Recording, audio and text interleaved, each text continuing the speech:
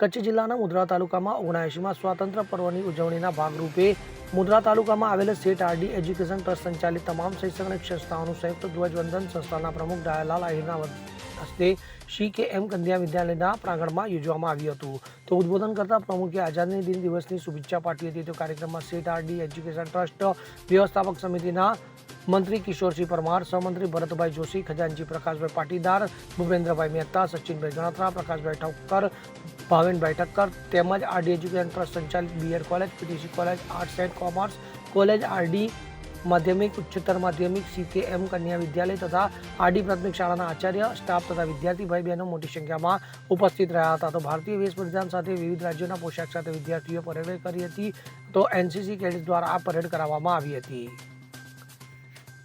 રાજેન્દ્ર કુમાવત સાથે CN24 news મુદ્રા.